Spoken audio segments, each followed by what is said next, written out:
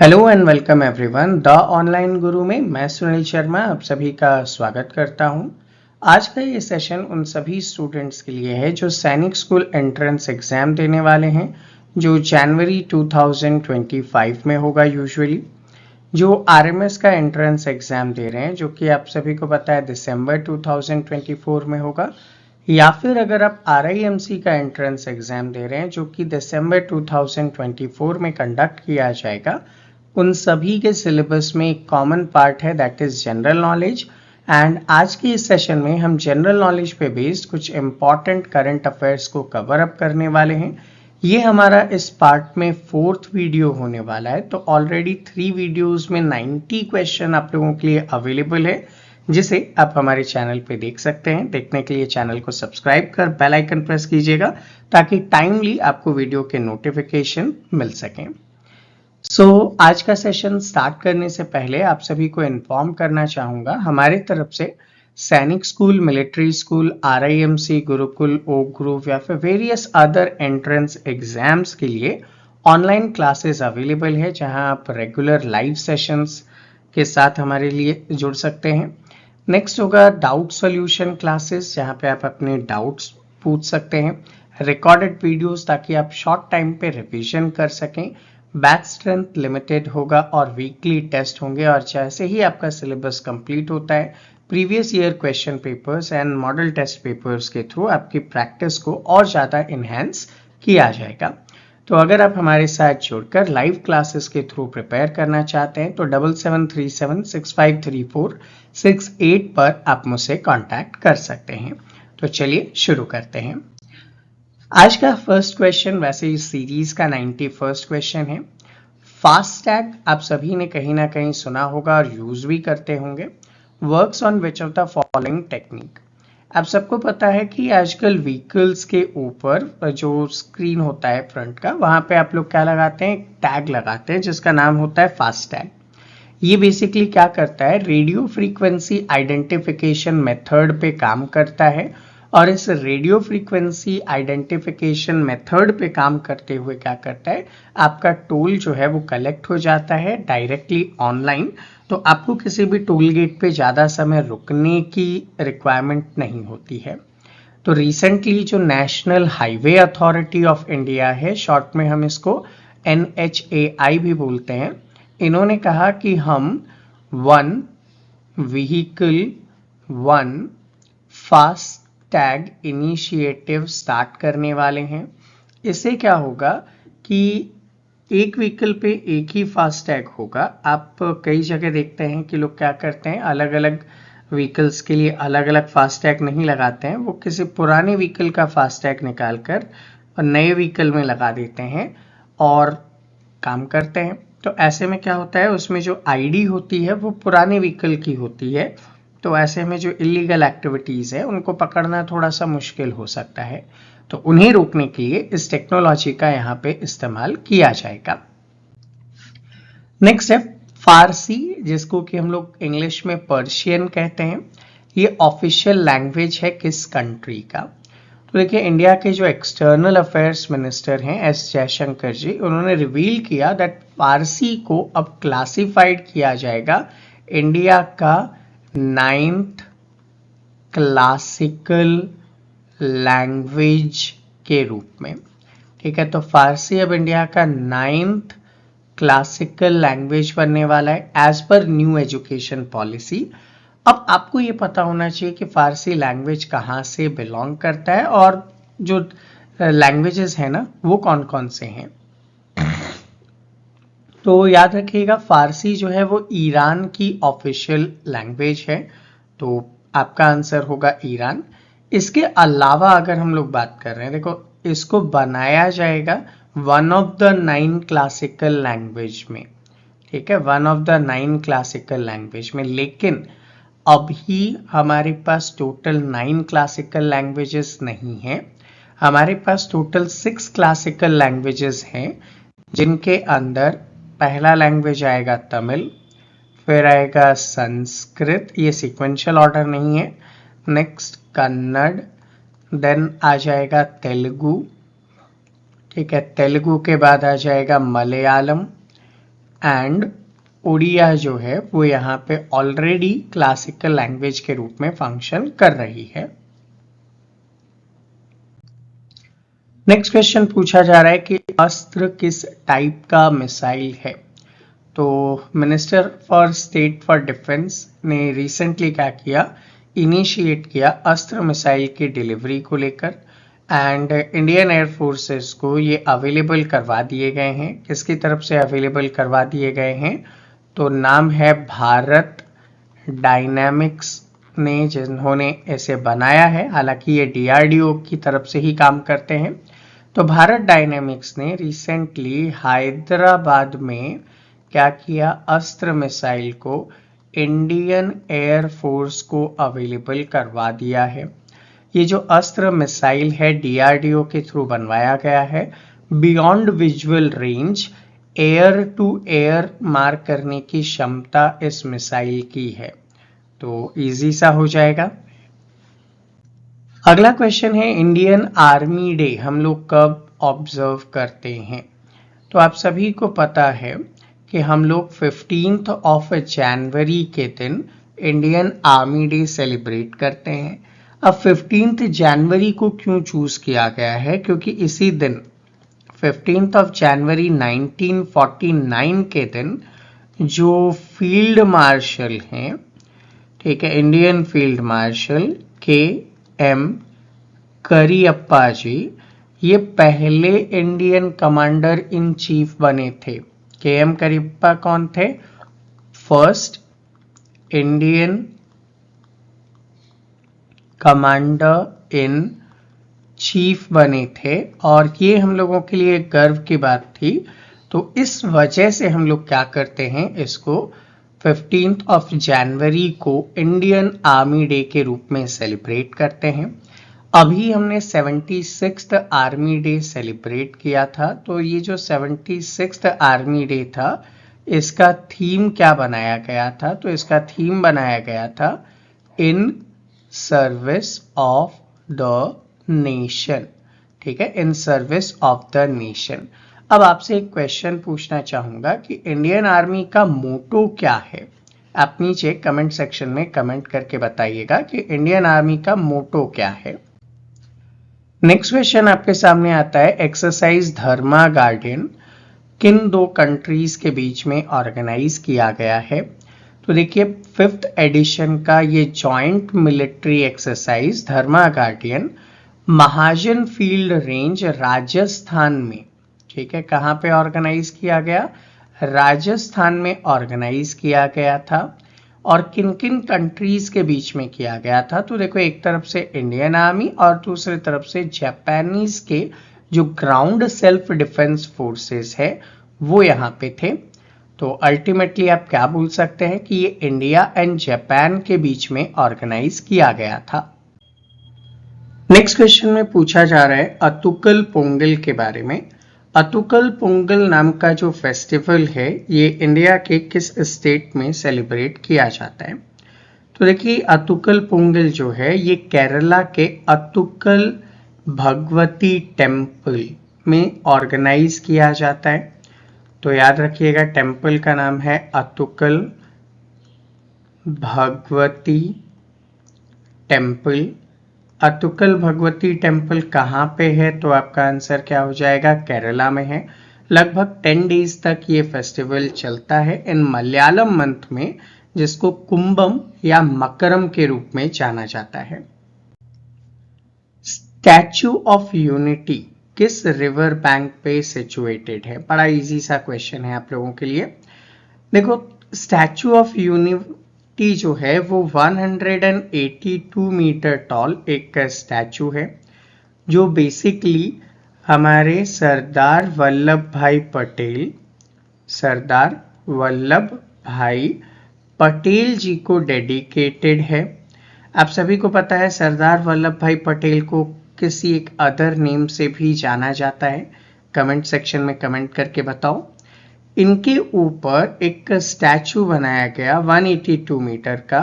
ये जो स्टैचू बनाया गया है ये साधु बेट नाम का एक आइलैंड है, वहां पे बनाया गया। साधु बीट आइलैंड कहाँ पे है? तो भैया गुजरात में है। गुजरात में किस जगह के पास? तो गुजरात में नर्मदा डैम है, उसके पास इसे बनाया गया। किसने बनाने का काम किया? तो कंपनी का नाम है लार्सन एंड टुब्रो। ठीक है, लार्सन एंड टुब्रो नाम की कंपनी ने बनाया। इसको डिजाइन किसने किया? तो नाम याद रखिएगा, राम वी सुतार ने इस स्टैचू को डिजाइन करने का काम किया था। अब पूछा गया है कि किस रिवर के पास है। तो भैया ये चर्चा में इसलिए आया क्योंकि अभी बहुत सारा जो गुजरात में सरदार पटेल जूलॉजिकल पार्क है, उसके पास बहुत सारे एग्जॉटिक बर्ड्स जो है उन्हें रीलोकेट किया जा रहा है। तो चूंकि नर्मदा डैम से आपको हिंट मिल गया होगा कि ये नर्मदा रिवर के पास सिचुएटेड है। Which of the following countries participated in exercise दोस्ती? एक्सरसाइज दोस्ती में किस कंट्री ने पार्टिसिपेट किया? तो देखिए, एक्सरसाइज दोस्ती में इंडिया भी आता है, श्रीलंका भी आता है, मालदीव्स भी आता है। ठीक है, और ये इन तीनों के ग्रुप का 16th एक्सरसाइज के रूप में जाना जा रहा है। तो याद रखिएगा, इंडिया, श्रीलंका एंड मालदीव्स किस किस के बीच में हुआ था? तो ये एक ट्राइलेटरल ये एक ट्राइलेटरल कोस्ट गार्ड से रिलेटेड एक्सरसाइज है। रिसेंटली एंशियंट बादामी चालुक्य टेम्पल्स जो कि डिस्कवर किए गए मुंदी मनियक विलेज में किस रिवर बैंक पे सिचुएटेड है? तो देखिए, दो बादामी चालुक्य टेम्पल लगभग आज से 1300 से 1500 साल पुराने जो है वो पाए गए हैं, और एक वहां पे इंस्क्रिप्शन भी मिला है मुदीमणिक्यम नाम के विलेज में।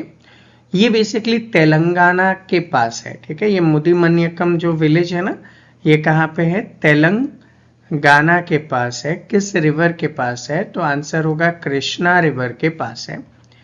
यहाँ पे ऐसा माना जाता है कि चालुक्य डायनेस्टी के जो रूलर थे वो 6th से लेकर 12th सेंचुरी के बीच में यहाँ पे रूल किया करते थे। एंड इन्होंने क्या किया था? अपना कैपिटल बनाया था बादामी नाम के प्लेस को। उस वजह से इन चालुक्य को बादामी चालुक्य कहा जाता है। इंपॉर्टेंट है ना? कौन सा राजा था जिसने बादामी को कैपिटल बनाया था? तो बंदे का नाम है पुलकेशी फर्स्ट। पुलकेशी फर्स्ट ने इस डायनेस्टी को अराउंड 550 में एस्टैब्लिश किया था, 550 एडी में, और इन्होंने ही बादामी नाम के प्लेस को अपना कैपिटल बनाया था। इस वजह से हम लोग इन लोगों को बादामी चालुक्य के नाम से भी जानते हैं। समक सरलम यात्रा एक ट्राइबल फेस्टिवल है, किस स्टेट में मनाया जाता है? तो देखिए, याद रखिएगा, ये एशिया का लार्जेस्ट ट्राइबल फेस्टिवल है। क्या है ये? एशियाज लार्जेस्ट ट्राइबल फेस्टिवल है, जिसको यहाँ पे सेलिब्रेट किया जा रहा है।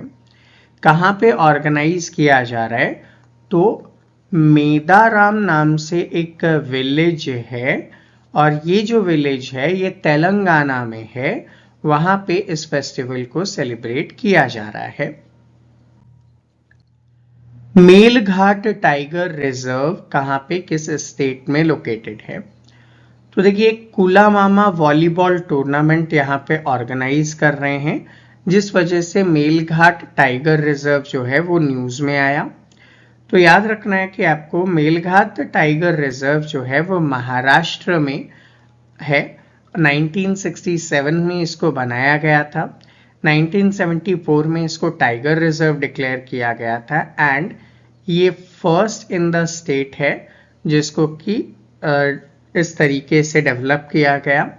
अभी ये प्रेजेंटली अमरावती डिस्ट्रिक्ट में आता है एंड महाराष्ट्र में है। यहाँ पे एक वॉलीबॉल टूर्नामेंट ऑर्गेनाइज किया जा रहा है।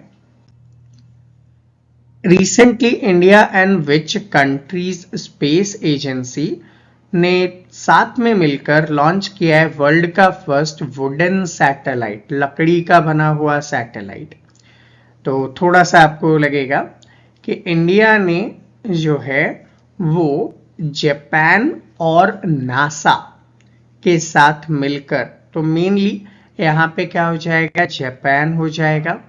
अब जापान की जो स्पेस एजेंसी है जिसका नाम आपको पता है क्या है, जासा है, इनके साथ मिलकर हम लोग प्लान कर रहे हैं एक वुडन सैटेलाइट जो कि वर्ल्ड का पहला वुडन सैटेलाइट होगा और इसको नाम दिया जा रहा है लिग्नोसैट। इसको लॉन्च करने की प्लानिंग चल रही है। अब चूंकि ये सैटेलाइट किसका बना हुआ है, वुड का बना है, तो बायोडिग्रेडेबल होगा और स्पेस में जो है वो कचरा कम से कम होने वाला है क्योंकि ये अपने आप में खत्म हो जाएगा। तो इससे क्या होगा, स्पेस डिब्रिब से हम लोग बच जाएंगे। इसको ना एक विशेष तरीके के वुड से बनाया जा रहा है जिसको मैग्नोलिया वुड के रूप में जाना जाता है। ठीक है, और यहाँ पे जो जापान वाले लोग हैं ना, जापानीज लैंग्वेज में इसको बोलते हैं हुनोकी। इस वुड से इस जो है सैटेलाइट को बनाया जा रहा है। Recently first child friendly police station को कहां पे इनॉग्रेट किया गया, तो देखिए आंसर हो जाएगा महाराष्ट्र। एक चाइल्ड फ्रेंडली पुलिस स्टेशन को महाराष्ट्र के धुले डिस्ट्रिक्ट में जो एक पुलिस स्टेशन है जिसका नाम है आजाद नगर पुलिस स्टेशन, वहां पे क्या किया गया, ये इनिशिएटिव स्टार्ट किया गया कि बच्चे भी पुलिस स्टेशन में आए, विजिट करें, इनके फंक्शंस को समझें और बच्चों में पुलिस के प्रति एक फ्रेंडली जो है ना नेचर डेवलप हो सके, इसलिए ऐसा इनिशिएटिव किया जा रहा है। पंदरम आइलैंड या पंदरम लैंड लोकेटेड है किस जगह पे, तो देखिए लक्षद्वीप का नाम आप सभी ने सुना होगा। ठीक है, ये एक आइलैंड ग्रुप है। आपसे एक क्वेश्चन जरूर पूछूंगा कि लक्षद्वीप इंडिया के किस पार्ट में है, मतलब किस ओशन में है, क्या ये बे ऑफ बंगाल में है या फिर अरेबियन सी में है, आप कमेंट करके बताना। तो लक्षद्वीप में एडमिनिस्ट्रेटिव फंक्शन को लेकर, ठीक है, चर्चा चल रही है, टेंशंस हैं बिटवीन वहां के लोकल्स। तो पेंदोरम लैंड जो है वो लक्षद्वीप का है और अभी रिसेंटली इनके बीच में एक डिस्प्यूट चल रहा है कि किस तरीके से कौन इसका ओनरशिप जो है वो रखने वाला है। 11th international puppet festival inaugurate कहां किया जा रहा है, तो देखो आपका आंसर हो जाना चाहिए चंडीगढ़ में इनॉग्रेट किया जा रहा है 11th इंटरनेशनल पपेट फेस्टिवल को। चंडीगढ़ में किस जगह पे, तो टैगोर थिएटर। ठीक है, टैगोर थिएटर में चंडीगढ़ में इसे इनॉग्रेट किया गया था। कान्हा टाइगर रिजर्व इंडिया के किस स्टेट में लोकेटेड है, तो देखिए एक मेल टाइगर जो कि कान्हा टाइगर रिजर्व से था उसको रीलोकेट करके, ठीक है, उस टाइगर को रीलोकेट करके क्या किया गया है, मुकुंदपुर नाम के जो सफारी है, मुकुंदपुर सफारी कहां पे है, एमपी के सतना डिस्ट्रिक्ट में है, वहां पे रीलोकेट किया गया है। इस वजह से कान्हा टाइगर रिजर्व और मुकुंदपुर सफारी दोनों चर्चा में आते हैं। तो याद रखिएगा दोनों ही कहां पे हैं, मध्य प्रदेश में है। तो आंसर क्या हो जाएगा, मध्य प्रदेश। और ये माना जाता है कि आप लोगों ने पढ़ा होगा ना रुडियार्ड किपलिंग की एक बुक, रुडियार्ड किपलिंग की एक बुक है द जंगल बुक, जिसमें मोगली बघेरा जैसे कैरेक्टर्स को आपने देखा है। तो उनका जो इंस्पिरेशन था इस स्टोरी को लिखने का वो भी यहीं कान्हा टाइगर रिजर्व से ही उनको मिला था। तो इस वजह से कान्हा टाइगर रिजर्व तो आप लोगों के लिए और ज्यादा फेमस है। नेक्स्ट न्यूज आती है, what is the primary objective of E Jagriti portal. तो देखिए जो कंज्यूमर डिस्प्यूट है उसको रिजॉल्व करने के लिए ई जागृति पोर्टल को इनॉग्रेट किया गया। कंज्यूमर डिस्प्यूट जैसे आप कोई सामान परचेज करके लेकर आते हैं और वो सामान बैड क्वालिटी का मिलता है, या फिर आपको एक्सपायरी डेट का सामान दे दिया जाए, तो ऐसे जितनी भी आपकी प्रॉब्लम हो सकती है उसके लिए आप ई जागृति पोर्टल पे जा सकते हैं। रिसेंटली डैश has officially declared Kaji Nimbu, एक तरीके का लेमन है, हम लोग सिट्रस लेमन इसको बोलते हैं, किस स्टेट ने इसे अपना स्टेट फ्रूट के रूप में डिक्लेयर कर दिया है? तो देखो करेक्ट आंसर हो जाएगा असम। असम की जो स्टेट गवर्नमेंट है, इन्होंने काजी नींबू या सिट्रस लेमन को, जो कि उनके यहाँ पे बहुत अच्छा प्रोड्यूस होता है, तो उसको इन्होंने अपना स्टेट फ्रूट के रूप में डिक्लेयर कर दिया है। बोर टाइगर रिजर्व इंडिया के किस स्टेट में लोकेटेड है? तो देखिए बोर टाइगर रिजर्व जो है वो महाराष्ट्र में लोकेटेड है, टाइगर रिजर्व है। अभी हाल में क्या हुआ, वहां पे टाइगर सफारी चलाने के लिए 1 करोड़ का एक प्रोजेक्ट स्टार्ट किया जा रहा है। एंड ये याद रखिएगा कि ये इंडिया का, it is India's smallest tiger reserve, ठीक है, इंडिया का स्मॉलेस्ट टाइगर रिजर्व है। कहां पे है? महाराष्ट्र में वर्धा नाम का जो डिस्ट्रिक्ट है वहां पे ये टाइगर रिजर्व अवेलेबल है। दक्षिण भारत सांस्कृतिक केंद्र, दक्षिण भारत सांस्कृतिक केंद्र को इंडिया के किस सिटी में इनॉग्रेट किया गया है? तो इसे बेसिकली हैदराबाद में इनॉग्रेट किया गया है, ठीक है। किसके थ्रू इनॉग्रेट किया गया? तो संगीत नाटक अकादमी ने इसे इनॉग्रेट किया है। Recently UPI payment system has been launched in which 2 countries? UPI payment system जिसको बोला जाता है यूनिफाइड पेमेंट इंटरफेस, ठीक है। अब यूनिफाइड पेमेंट इंटरफेस आपको पता है ना, यूपीआई के थ्रू आप स्कैन करते हो एक क्यूआर कोड और पेमेंट करते हो ऑनलाइन, यही है यूपीआई पेमेंट इंटरफेस जो कि इंडिया ने डेवलप किया था। अब इंडिया क्या कर रहा है, बाकी कंट्रीज को इसे बेच रहा है और अपनी एक अच्छी अर्निंग्स डेवलप कर रहा है। तो रिसेंटली इंडिया ने क्या किया, श्रीलंका एंड मॉरिशस में इस यूपीआई पेमेंट सिस्टम को स्टार्ट कर दिया है। Recently Dash approved the Uniform Civil Code UCC report। तो देखिए उत्तराखंड के चीफ मिनिस्टर कौन है? पुष्कर सिंह धामी। उत्तराखंड के सीएम पुष्कर सिंह धामी जी ने अप्रूव कर दिया रिसेंटली यूनिफॉर्म सिविल कोड का एक जो रिपोर्ट है उसे। बहुत ज्यादा इंपॉर्टेंट हो जाता है यूनिफॉर्म सिविल कोड। इसके थ्रू क्या होगा, जो पॉलीगैमी है मतलब मल्टीपल मैरिजेस करना वो बंद हो जाएगा, चाइल्ड मैरिजेस बंद हो जाएंगे, एक कॉमन मैरिज की एज एप्लीकेबल हो जाएगी। मतलब कुल मिला के ईच एंड एवरी रिलीजन को एक बराबर करने की इससे कोशिश की जाएगी। Recently Dash has become first European country to accept UPI payment system। अभी थोड़ी देर पहले ही हमने बात किया था यूपीआई पेमेंट से रिलेटेड, तो भैया अब फ्रांस में भी हम लोगों ने क्या कर दिया है, यूपीआई पेमेंट सिस्टम को इनॉग्रेट कर दिया है। तो फ्रांस में भी आप यूपीआई की मदद से पेमेंट कर पाएंगे। एक्सरसाइज वायु शक्ति 24 जो है वो कहां पे ऑर्गेनाइज किया गया था? तो देखो आपका आंसर होगा पोखरन में ऑर्गेनाइज किया गया था, ठीक है। पोखरन कहां पे है? तो पोखरन जैसलमेर में है, और जैसलमेर कहां पे है? राजस्थान में आता है। आईएनएस संध्याक किस तरीके का नेवल शिप है? तो देखो आईएनएस संध्याक जो है वो सर्वे करने वाला एक शिप है, ठीक है। ये इंडिया का लेटेस्ट सर्वे करने वाला वेसल है। कहां पे इसे इनॉग्रेट किया गया? विजैक, जिसे आप विशाखापत्तनम के रूप में भी जानते हैं, वहां पे इसे सबसे पहले इनॉग्रेट किया गया है।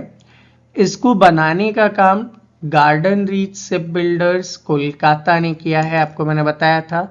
एक तो मजगांव डॉक शिप बिल्डर है और एक GRSC garden reach ship builders है। तो ये दो शिप बिल्डिंग कंपनीज जो है मेजरली इंडिया में काम करती हैं। Recently, Dash has launched Operation Smile X to rescue child laborers. Child labours को रोकने के लिए तेलंगाना पुलिस ने एक इनिशिएटिव रखा था स्माइल एक्स, जिसके थ्रू बहुत सारे बच्चों को जिनसे चाइल्ड लेबर करवाया जा रहा था उन्हें रेस्क्यू करने का काम किया गया है। What is the theme of World Cancer Day 2024? 2024 का वर्ल्ड कैंसर डे का थीम क्या है? तो देखो यहाँ पे आपको दो चीजें पता होनी चाहिए कि कब मनाया जाता है। तो आपका आंसर होगा कि भैया 4 फरवरी के दिन वर्ल्ड कैंसर डे मनाया जाता है। थीम क्या रखी गई थी? Uh close the care gap. तो close the care gap option number A आपका आंसर हो जाएगा। मार्तंड सन टेम्पल इंडिया के किस स्टेट या यूटी में अवेलेबल है? तो बहुत फेमस है। एंशिएंट टाइम से कुछ 3 जो है सन टेम्पल्स हमारे यहाँ पे अवेलेबल हैं। उनमें से कोणार्क का सन टेम्पल तो आप सभी को याद है। सेकंड याद रख लीजिए मार्तंड सन टेम्पल, जो कि कहाँ पे है? ये आता है जम्मू एंड कश्मीर में अनंतनाग के पास। ठीक है, जम्मू एंड कश्मीर में किस जगह के पास है? तो अनंतनाग के पास है, कश्मीर वैली में। यहाँ पे बहुत सारे जो हिंदुत्व ग्रुप के लोग थे, चूंकि एक आर्कियोलॉजिकल सर्वे ऑफ इंडिया का प्रोटेक्टेड मॉन्यूमेंट है, यहाँ पे वो लोग एंटर कर गए थे, जिसकी वजह से बहुत चर्चा में हुआ था ये प्लेस। तो याद रखना है जम्मू एंड कश्मीर के अनंतनाग में है।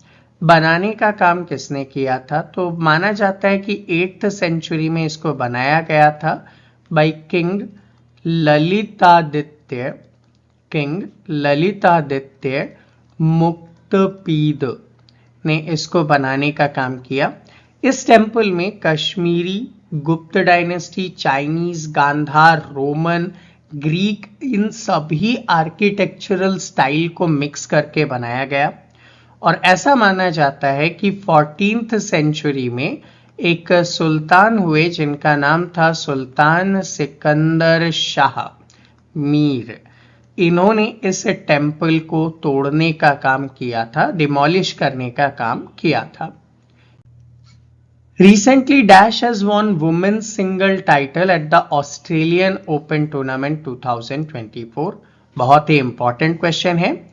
तो Aryna Sabalenka option number B जो है ये बेसिकली कहां से बिलोंग करती हैं? बेलारूस नाम की कंट्री से बिलोंग करती हैं और इन्होंने ये टाइटल जीत लिया। चाइना की जियांग किनवेन को इन्होंने हराया था और ये लगातार उनका 2nd ग्रैंड स्लैम टूर्नामेंट है। आपसे ये जरूर पूछना चाहूंगा कि ग्रैंड स्लैम या ये ऑस्ट्रेलियन ओपन कौन सा स्पोर्ट है? उस स्पोर्ट का नाम बताइए। Recently, Dash has been appointed as the first woman chief secretary of Uttarakhand. Uttarakhand की पहली महिला चीफ सेक्रेटरी किन्हें बनाया गया? तो Radha Raturi, option number A Radha Raturi को यहाँ पे फर्स्ट वुमेन चीफ सेक्रेटरी बनाया गया है उत्तराखंड का। वो सुखबीर सिंह संधू जी को रिप्लेस कर रही हैं। तो इंपॉर्टेंस रखता है उत्तराखंड की पहली महिला चीफ सेक्रेटरी का नाम क्या है? राधा रतुरी है। सो स्टूडेंट, ये था हमारा आज का सेशन। आई होप आप सभी के लिए हेल्पफुल रहा हो। ऐसे ही रेगुलर सेशंस हम आपके लिए लेकर आते हैं। इन सभी को देखने के लिए हमें सब्सक्राइब करें, फॉलो करें। डिफरेंट प्लेटफॉर्म्स के लिंक आपको नीचे डिस्क्रिप्शन में दिए गए हैं ताकि एक भी अपडेट आप मिस ना कर सकें। एंड अगर आप हमारे साथ जुड़कर लाइव क्लासेस के थ्रू प्रिपेयर करना चाहते हैं तो 7737653468 पर आप मुझसे कांटेक्ट कर सकते हैं। मिलते हैं आपसे अगले सेशन में, तब तक के लिए जय हिंद।